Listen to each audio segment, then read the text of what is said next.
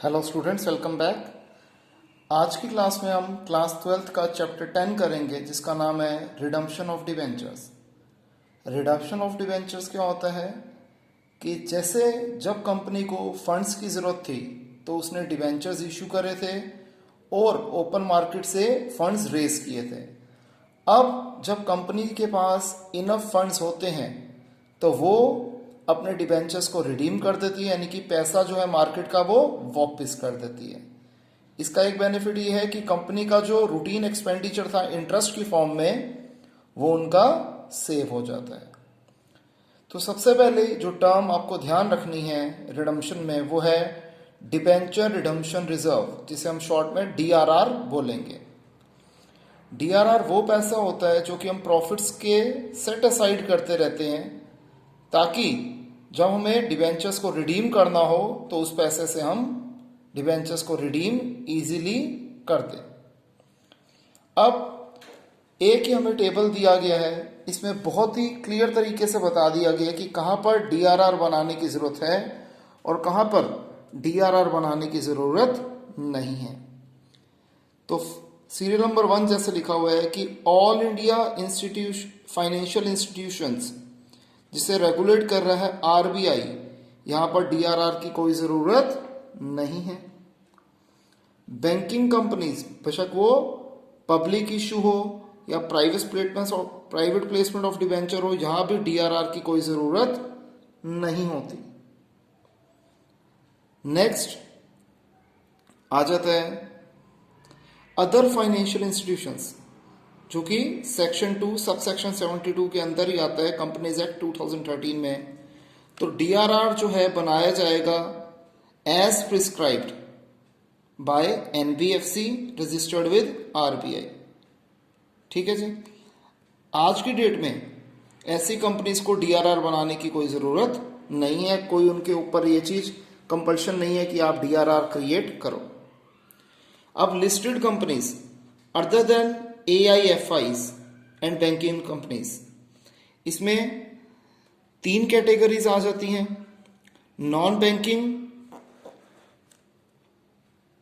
Financial companies, जिसे हम NBFC बोलते हैं, जिसको रजिस्टर किया गया है आरबीआई के under the section this and this, इसमें डीआरआर की कोई जरूरत नहीं है। हाउसिंग फाइनेंस कंपनी, जिसने नेशनल हाउसिंग बैंक के अंदर रजिस्टर किया गया, इसके लिए भी डीआरआर बनाने की कोई जरूरत नहीं है। या अदर लिस्टेड कंपनीज, इसके लिए भी डीआरआर बनाने की कोई जरूरत नहीं है। फिर वो अनलिस्टेड कंपनीज जो कि अदर देन AIFIs है और बैंकिंग कंपनीज भी नहीं है, ये इसमें हो जाएगा NBFC registered with RBI under section 45(1)(a) of the RBI 1934, और housing finance companies registered with national housing bank. यहां पर इन सारे केसेस में जो आपसे अभी डिस्कस करें, इसमें डीआरआर बनाने की कोई जरूरत नहीं होती। जो नेक्स्ट टर्म आपकी यूज होती है वो होती है डीआरआई, जिसे हम बोलते हैं डिबेंचर रिडम्पशन इन्वेस्टमेंट। डीआरआई हमें क्रिएट तब करनी होती है जब हमने डिबेंचर्स को रिडीम करना होता है नेक्स्ट ईयर में, नेक्स्ट अकाउंटिंग ईयर में 31 मार्च तक। तो हम उससे पहले वाले साल में या फिर करंट ईयर कह लो, करंट ईयर में 30 अप्रैल या उससे पहले हमें 15% of the nominal face value of the debentures हमें मेंटेन करने होंगे डीआरआई में। ठीक है जी। अब डीआरआई कहां पर बनाने की जरूरत होती है, कहां पर नहीं बनाने की जरूरत होती है, वो भी टेबल आप देख लीजिए। इससे पहले जो आपको टेबल दिखाया था वो डीआरआर का था और डीआरआर की एक्सेप्शंस का था कि कहां पर हमें डीआरआर बनाने की जरूरत नहीं है, जबकि ये डीआरआई का कंप्लीट टेबल है कि कहां पर डीआरआई आपको बनानी और कहां पर नहीं बनानी। तो जहां पर नहीं बनानी वो 5 केसेस हैं। Number 1, all India financial institution regulated by RBI, यहां पर डीआरआई नहीं बनाना। बैंकिंग कंपनीज, ये पब्लिक इशू या प्राइवेट प्लेसमेंट ऑफ डिबेंचर्स है, यहां भी डीआरआई नहीं बनाना। Other financial institutions within the meaning of section 2 sub section 72 of the companies act 2013, यहां पर डीआरआई हमें नहीं बनाना। फिर पॉइंट नंबर 5 पे आ जाइए, unlisted companies other than AIFI and banking companies, इसमें ये दोनों कैटेगरीज एनबीएफसी और HFCs, ठीक है जी, इन दोनों में भी हमें डीआरआई नहीं बनाना। इसके अलावा DRI जहां बनेगा वो पॉइंट नंबर 4 और पॉइंट नंबर 6 है। पॉइंट नंबर 4 में कहते हैं NBFCs जिसको रजिस्टर्ड किया गया है RBI के अंदर अंडर सेक्शन 45(1)(a) या HBFC registered with national housing bank या अदर लिस्टेड कंपनीज, यहां पर हमें DRI बनाना है। और 6th case other listed companies other than NBFCs and HBFCs, इसमें हमें DRI बनाना है। अभी तक हमने ये थ्योरेटिकल पार्ट कर लिया है। अब प्रैक्टिकल पार्ट पे आ जाते हैं कि रिडम्पशन ऑफ डिबेंचर्स किस तरीके से की जाती है, कौन कौन सी जर्नल एंट्रीज हम करते हैं। तो आइए अब वो स्टार्ट करते हैं। तो आइए स्टूडेंट्स कंटिन्यू करते हैं हम जर्नल एंट्री से। सबसे पहले अगर हम डिबेंचर्स को रिडीम कर रहे हैं लमसम में, एक ही बार में पैसा दे रहे हैं उसकी मैच्योरिटी पे, तो इसमें दो तरह के केस आते हैं। अगर डिबेंचर होल्डर्स को हम डिबेंचर्स रिडीम करके दे रहे हैं एट पार पे, और दूसरा केस होता है अगर हम प्रीमियम पे रिडीम कर रहे हैं। अगर हम पार पे डिबेंचर्स को रिडीम कर रहे हैं तो जर्नल एंट्री होगी -% debentures account debited to debenture holders account. और अगर यही डिबेंचर होल्डर्स का पैसा ड्यू हो रहा है प्रीमियम पे, तब जर्नल एंट्री बन जाएगी -% debentures account debited premium on redemption of debentures account debited to debenture holders account. और जब हम इन डिबेंचर होल्डर्स की पेमेंट कर देंगे तब एंट्री होगी debenture holders account debited to bank account. अब जो डिबेंचर्स को हम रिडीम करते हैं, हम मतलब जैसे कंपनी रिडीम करती है वो दो तरीके से कर सकती है, आउट ऑफ प्रॉफिट्स और आउट ऑफ कैपिटल। तो सबसे पहले आप ये समझ लीजिए कि हमें जो DRR में अमाउंट ट्रांसफर करना होता है उसकी जर्नल एंट्री कैसे बनती है। General reserve account debited, dividend equalisation reserve account debited, surplus that is balance in statement of profit and loss account debited to DRR account. ये होता है जब हम DRR क्रिएट करते हैं। अब जब हम DRI बनाते हैं, DRI क्रिएट करने की या फिर इन्वेस्टमेंट करने की एंट्री होती है DRI टू बैंक। जब ये DRI बेची जाती है on the day of redemption, तब एंट्री हो जाएगी बैंक टू DRI। फिर 4th और 5th एंट्री जो होती है वो डिबेंचर होल्डर्स के पैसे ड्यू करने की एंट्री होती है और डिबेंचर होल्डर्स की पेमेंट की एंट्री होती है। ये 4th और 5th एंट्रीज हमारी वही केस ए और केस बी। केस ए में से दो केसेस में से एक केस होगा अगर हम पार पे रिडीम करें या प्रीमियम पे रिडीम करें जैसे क्वेश्चन में गिवन होगा, और फिर जो बी पार्ट है वो 5th एंट्री बन जाएगी पेमेंट ऑफ डिबेंचर होल्डर्स की। इसके बाद लास्ट एंट्री होती है कि जब हम DRR का पैसा जनरल रिजर्व में ट्रांसफर कर देते हैं तो उसकी एंट्री होती है DRR टू जनरल रिजर्व। इसे कॉपी कीजिए, फिर आगे कंटिन्यू करते हैं। तो आइए स्टूडेंट्स अब हम करते हैं इलस्ट्रेशन 1। इसमें कहता है यूनिबॉल लिमिटेड एक लिस्टेड कंपनी है। इसने 1 अप्रैल 2015 पे 20,009% डिबेंचर्स इशू किए 100 रुपीज़ वाले, और इसे रिडीम करना है ड्रॉ फ्लॉट मेथड से, यानी कि इंस्टॉलमेंट्स में इन्होंने डिबेंचर्स को रिडीम करना है। फर्स्ट पार्ट में कहता है वो साल जो खत्म हो रहा है 31 मार्च 2017 पे, उसमें 15% डिबेंचर्स रिडीम करने हैं। अगले साल 25%, उसके अगले साल 15%, उसके अगले साल दोबारा 25%, और लास्ट ईयर में 20% जो है डिबेंचर्स रिडीम कर देंगे। टोटल हो गया 100%, सारे के सारे डिबेंचर्स रिडीम हो गए। तो क्वेश्चन में हमें कहता है बताइए मिनिमम इन्वेस्टमेंट या डिपॉजिट क्या होगा जो DRI के लिए इन्हें करना होगा, कब करना होगा ये भी बताना है। और ध्यान रखना इसमें ये अजम्पशन ली जा रही है कि इन्वेस्टमेंट रियलाइज्ड ईच ईयर, यानी कि हर साल हम पुरानी जो हमने फर्स्ट ईयर DRI बनाई थी वो साथ के साथ हम बेचते रहे हैं, तो हर साल नई DRI बनेगी। जैसे सबसे पहले तो हमने ये क्वेश्चन का ही कॉलम फर्स्ट बना दिया कि रिडम्पशन की डेट क्या है 31 मार्च 2017, 18, 19, 20, 21। आपको पता है DRI बनाई जाती है उससे पिछले साल के 30 अप्रैल या उससे पहले वाली डेट पे। तो फर्स्ट 2 कॉलम समझ में आ गए। थर्ड कॉलम हमने जितने परसेंटेज ऑफ डिबेंचर्स को रिडीम करना था 20 लाख के, उसका हमने फिगर निकाल ली। फर्स्ट केस था 15% ऑफ 20 लाख 3 लाख, फिर 25% ऑफ 20 लाख 5 लाख। इसी तरीके से हमने ये थर्ड कॉलम भी बना लिया।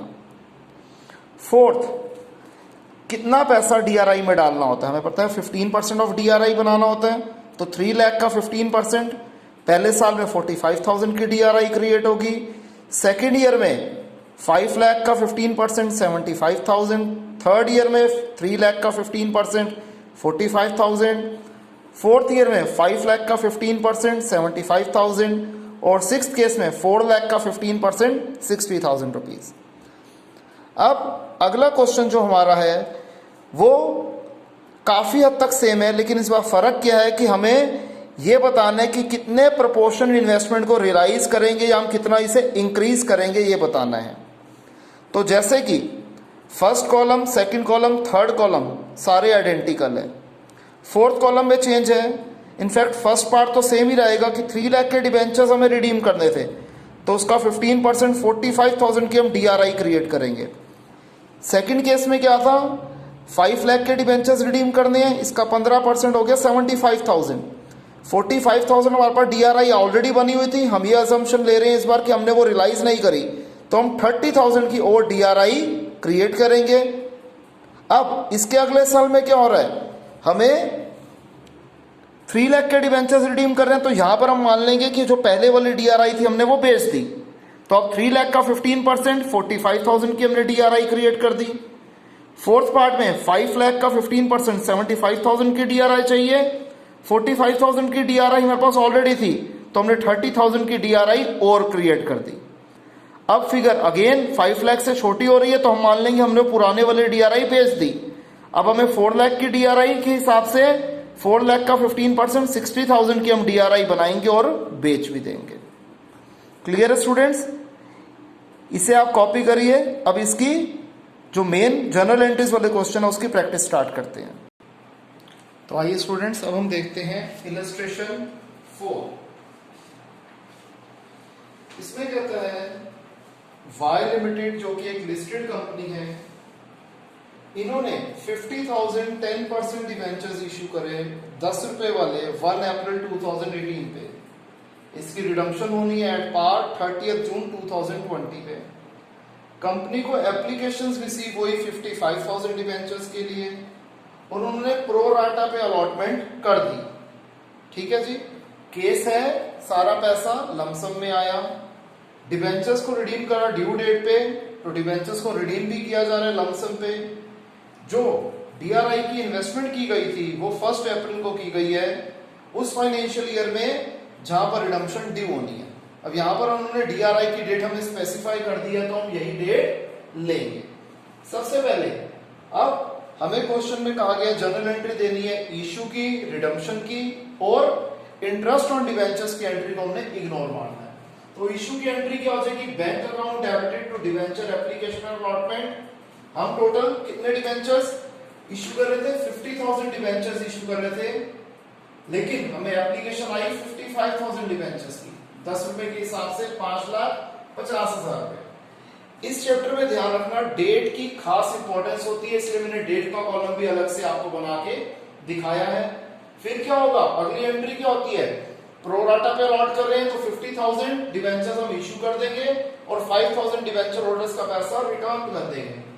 तो एंट्री क्या होगी, debenture application and allotment account debited 5,50,000, जो कि कैसे आया था, वही 55,000 into 10 डिवेंचर्स हमने इश्यू कर देते 50,000 into 10, तो 5 लाख आ गए टू 10% डिवेंचर्स अकाउंट और टू बैंक अकाउंट 5,000 डिवेंचर्स का पैसा रिडीम करना है 10 रुपए के हिसाब से 50,000 रुपए। अब क्या होगा, 1 अप्रैल पे हम डीआरआई क्रिएट करेंगे। डीआरआई क्रिएट करने की एंट्री हो गई, डीआरआई टू बैंक 5 लाख का 15% 75,000 की हमने डीआरआई क्रिएट कर दी और 30 जून जब हमने डिवेंचर्स रिडीम कर दे तो डीआरआई बेच देंगे, जिसकी एंट्री हो जाएगी बैंक टू डीआरआई। अब डिवेंचर होल्डर्स का पैसा ड्यू करना है एट पार, तो जनरल एंट्री हो जाएगी 10% debentures account debited, debentures account debited to debenture holders account 5 lakh each. फिर हमने डिवेंचर होल्डर्स की पेमेंट कर देनी है, तो एंट्री हो जाएगी debenture holders account debited to bank account 5 lakh. Clear है, इसे कॉपी करें।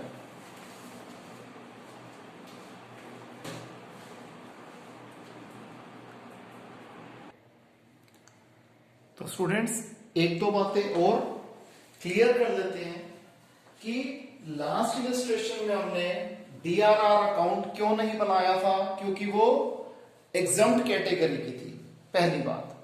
दूसरी बात, अगर हमें डीआरआर बनाना होता है और वो एक नॉर्मल कैटेगरी की है कंपनी जहां पर डीआरआर की एक्सेप्शन नहीं है, तो डीआरआर बनाया जाता है 10% of the face value of the debentures to be redeem.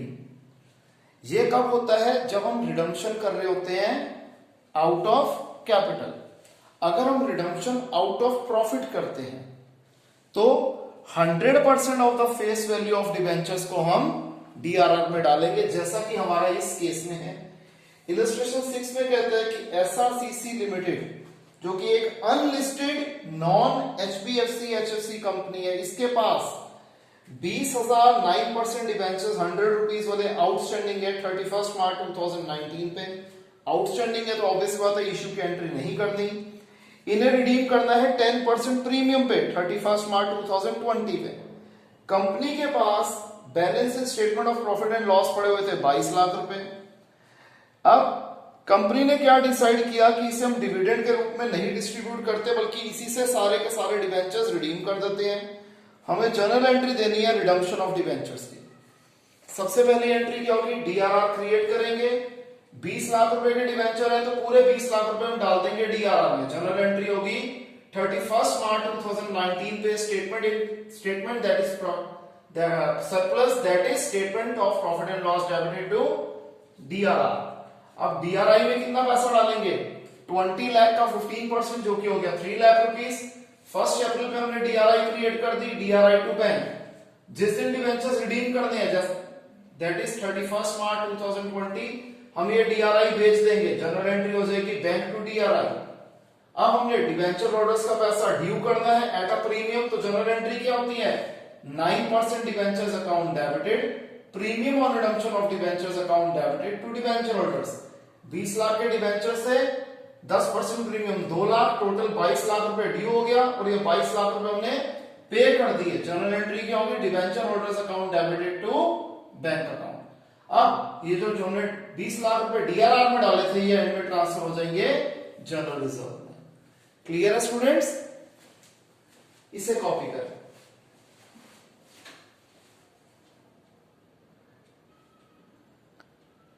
Next है हमारे पास इलस्ट्रेशन 8। इसमें कहते हैं जर्नल एंट्री पास करनी हमें श्री लिमिटेड की बुक्स में इशू और रिडम्पशन ऑफ डिबेंचर्स के लिए। अगर इन्होंने 15,000 10% डिबेंचर्स 100 रुपीज वाले इशू किए थे 10% प्रीमियम पे और रिडम्पशन करनी एट पार।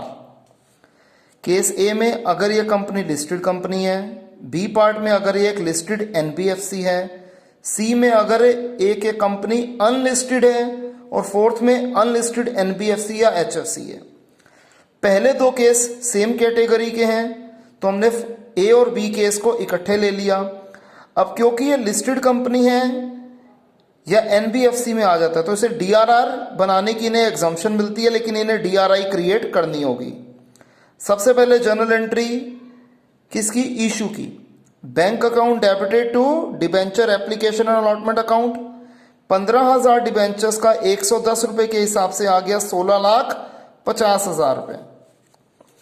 सेकेंड एंट्री क्या हो जाएगी? Debenture application and allotment account debited to 10% debentures account to SPR. जो 16,50,000 रुपए आए थे उसमें से 15 लाख रुपए डिबेंचर्स में आएगा और 1.5 लाख रुपए आ जाएगा एसपीआर में। अब डीआरआर तो बनाना नहीं था, ठीक है जी, लेकिन डीआरआई बनानी है। 15 लाख का 15% 2.25 लाख रुपए की डीआरआई हमने बनाई और फिर डीआरआई बेच दी। हमें क्वेश्चन में डेट के बारे में कुछ नहीं बोला तो हम डेट का कॉलम हम खाली छोड़ देंगे। फिर डिबेंचर होल्डर्स का पैसा ड्यू होगा at par, 10% debentures account debited to debenture holders, और जब हम इनकी पेमेंट करेंगे तो एंट्री हो जाएगी debenture holders account debited to bank account. C part, इसमें एक अनलिस्टेड कंपनी है। अनलिस्टेड कंपनी है तो इसमें क्या करना है? हमें डीआरआर क्रिएट करना है। पहली दो जनरल एंट्री तो सेम रहेगी, इसमें भी तीसरी एंट्री हो जाएगी हमें डीआरआर क्रिएट करना है। 15 लाख का 10%, 1.5 लाख रुपए की हमने डीआरआर क्रिएट कर दी। Surplus that is balance in statement of profit and loss to DRR. फिर DRI बनाएंगे, DRI बेचेंगे, सेम एंट्री होंगी, अमाउंट भी सेम रहेगा। इसके बाद डिबेंचर होल्डर्स का पैसा ड्यू होगा, डिबेंचर होल्डर की पेमेंट होगी, again same journal entry. Extra entry कौन सी आ जाएगी? DRR टू जनरल रिजर्व की।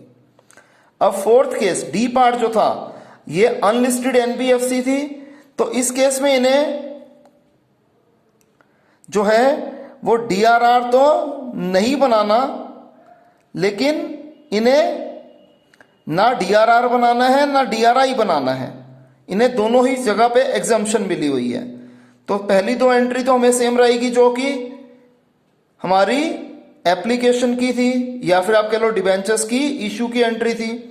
इसके बाद सीधा डिबेंचर होल्डर्स का पैसा ड्यू होगा पेमेंट पे, और फिर हम उसकी पेमेंट कर देंगे। क्लियर है स्टूडेंट्स? आइए नेक्स्ट क्वेश्चन देखते हैं। तो आइए स्टूडेंट्स नेक्स्ट हम देखते हैं इलस्ट्रेशन नंबर 11। IFB लिमिटेड जो कि एक unlisted non HBFC HFC company है, इसके पास सरप्लस पड़ा हुआ है 4 लाख रुपीस का प्रॉफिट एंड लॉस अकाउंट में, और इन्होंने 3.5 लाख रुपए के डिवेंचर्स रिडीम करने हैं 30 सितंबर 2020 पे 10% प्रीमियम पे। ठीक है जी, out of profits. Debenture interest हर साल पे किया जाता है एनुअल बेसिस पे 31 मार्च पे, और कंपनी के पास 2 लाख रुपए DRR के अंदर भी ऑलरेडी पड़े हुए थे। TDS काटना है 10% इंटरेस्ट ऑन डिवेंचर्स के ऊपर, ठीक है जी, और गवर्नमेंट अकाउंट में डिपॉजिट करना है। और जो DRI बनानी है वो 30 अप्रैल 2020 पे बनानी है। हमें कंप्लीट जर्नल एंट्री क्वेश्चन में करने के लिए कहा गया है। तो सबसे पहले हमें इश्यू के बारे में कुछ नहीं बोला, ठीक है जी, तो हम सीधा DRR क्रिएट करेंगे। ठीक है जी, surplus that is balance in statement of profit and loss to DRR। हमें टोटल 3.5 लाख रुपए के डिबेंचर्स रिडीम करने थे, 2 लाख रुपए DRR के अंदर ऑलरेडी पड़े हुए थे, तो बैलेंस 1.5 लाख रुपए हमने DRR में और डाल दिए, क्योंकि जब रिडम्पशन आउट ऑफ प्रॉफिट होती है तो DRR में 100% of the face value of debentures का पैसा होना चाहिए। तो हमने 1.5 लाख रुपए के DRR और क्रिएट कर दी। अब हम DRI बनाएंगे, 3.5 लाख रुपए के डिबेंचर रिडीम करने, इसका 15% हो जाएगा 52,500। हमने 30 अप्रैल पे DRI बना दी, जो हमें डेट क्वेश्चन में गिवन थी, और जिस दिन पे डिबेंचर्स रिडीम करने हैं 30 सितंबर पे हमने DRI बेच दी। अब जो 3.5 लाख रुपए के डिबेंचर्स हैं, इसके ऊपर हमने क्या करना है? इंटरेस्ट पे करना है। रेट ऑफ इंटरेस्ट हमें क्वेश्चन में दिया हुआ है कि कितने परसेंट डिबेंचर्स थे, ये 12% डिबेंचर्स थे। ठीक है जी। अब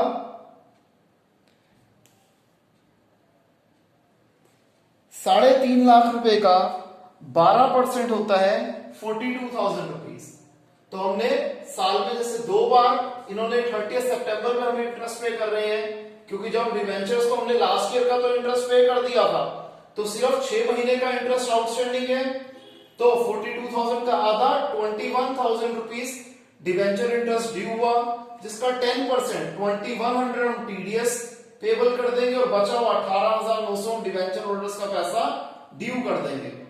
अब हमने डिबेंचर होल्डर्स की पेमेंट कर दी है, डिबेंचर्स की 3.5 लाख रुपए के डिबेंचर 10% प्रीमियम पे, टोटल 3,85,000 रुपीज हमने डिबेंचर होल्डर्स का पैसा ड्यू कर दिया। ये 3,85,000 भी हमने देने हैं, प्लस 18,900 इंटरेस्ट के भी देने हैं, तो टोटल हो गया 4,03,900 रुपए। तो एंट्री हो जाएगी डिबेंचर होल्डर्स अकाउंट डेबिटेड 4,03,900 रुपए। TDS जो हमने गवर्नमेंट अकाउंट में जमा कराना था 2,100 रुपए, टोटल हो गया 4,06,000 रुपए। तो टू बैंक अकाउंट 4,06,000 रुपए। अब हमने जब डिबेंचर्स को रिडीम कर दिया तो एंट्री क्या हो जाएगी? DRR account debited to general reserve 3.5 lakh रुपए, और ये जो हमने इंटरेस्ट पे करा था इसको हम P&L से चार्ज करेंगे, तो एंट्री हो जाएगी statement of P&L that is finance cost to debenture interest account. Clear है स्टूडेंट्स? इसे कॉपी करें।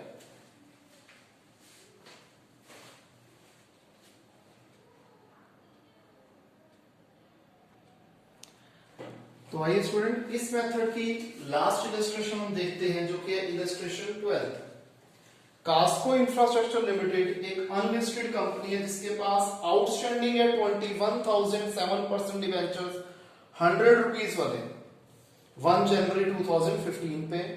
इसकी रिडम्पशन करनी है 8% प्रीमियम पे 30 जून 2020 पे। कंपनी ने डिसाइड करा कि डीआरआर में पैसा हम 3 इक्वल एनुअल इंस्टॉलमेंट्स में डालेंगे जिसकी शुरुआत की जाएगी 31 मार्च 2018, यानी कि 31 मार्च 2018, 31 मार्च 2019 और 31 मार्च 2020 3 इंस्टॉलमेंट्स में हम डीआरआर में पैसा डालेंगे। अब डीआरआर में कितना पैसा जाना चाहिए? 21,000 इंटू 100, 21 लाख रुपए के डिवेंचर है, इसका 10% 2,10,000 रुपए मैंने डीआरआर में डालना है, जिसको हम 3 से डिवाइड करेंगे क्योंकि 3 इक्वल एनुअल इंस्टॉलमेंट है तो 70,000 रुपए की 3 इंस्टॉलमेंट बनेगी। तो 31 मार्च 2018 पे surplus that is balance in statement of profit and loss to DRR 70,000 और सेम यही दोनों journal entry with the same exact amount 31 March 2019 और 31 मार्च 2020 पे भी आ गए। अब इसके बाद क्या कहते हैं, कंपनी ने फंड्स में इन्वेस्ट करा जैसे कि लॉ ने कहा था, और इस जो हम डीआरआई क्रिएट कर रहे हैं इसके ऊपर हमें 10% इंटरेस्ट भी मिलेगा और वो इंटरेस्ट जो मिलेगा उसके ऊपर टीडीएस 10% कटेगा भी। हमें जर्नल एंट्री पास करनी है डीआरआर बनाने की, डीआरआई बनाने की और रिडम्पशन ऑफ डिवेंचर्स की। अब सबसे पहले हमें 21 लाख रुपए के डिवेंचर्स रिडीम करने हैं तो उसका 15% कितना हो जाएगा? 3,15,000 रुपए की डीआरआई क्रिएट करनी है। लो जी, हमने क्रिएट कर दी। अब इस 3,15,000 रुपए की जो हमने डीआरआई क्रिएट करी है इसके ऊपर हमें इंटरेस्ट कितना मिलना था? 10% मिलना था। और कितने महीने मिलेगा? अप्रैल में हमने करवाई है, अप्रैल मई जून 3 महीने बाद रिडीम करने हैं तो 3 महीने हमें इसका इंटरेस्ट मिलेगा। तो ये हो जाएगा 31500 अपॉन 4, 7 पे आया 28, 3 35, 32, 3 30, 28, 7875 रुपीज।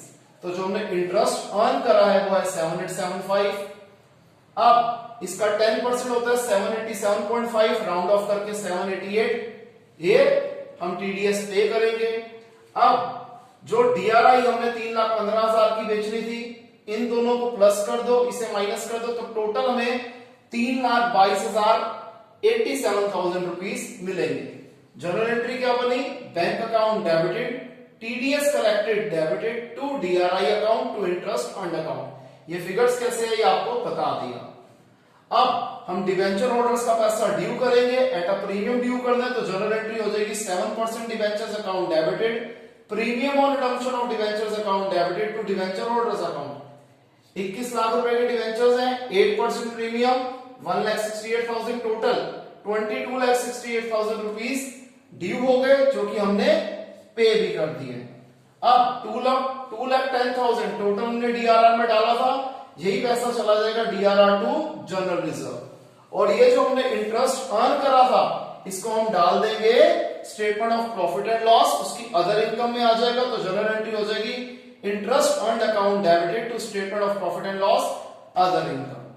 तो यहां पर हमारा रिडम्पशन ऑफ डिवेंचर्स का पहला कॉन्सेप्ट, पहला मेथड जिसे हम बोलते हैं रिडम्पशन इन लमसम कंप्लीट होता है। नेक्स्ट क्लास में हम लोग रिडम्पशन इन लमसम के बाद सेकंड टॉपिक आता है ड्रॉप लॉट्स, जिसे हम इंस्टॉलमेंट्स मेथड भी कहते हैं, वो हम डिस्कस करेंगे। अगर आज की क्लास का कोई भी डाउट हो तो हम उसे लाइव क्लास में कवर करेंगे। इस क्वेश्चन को आप कॉपी कर लें। मिलते हैं नेक्स्ट क्लास में। Bye, take care.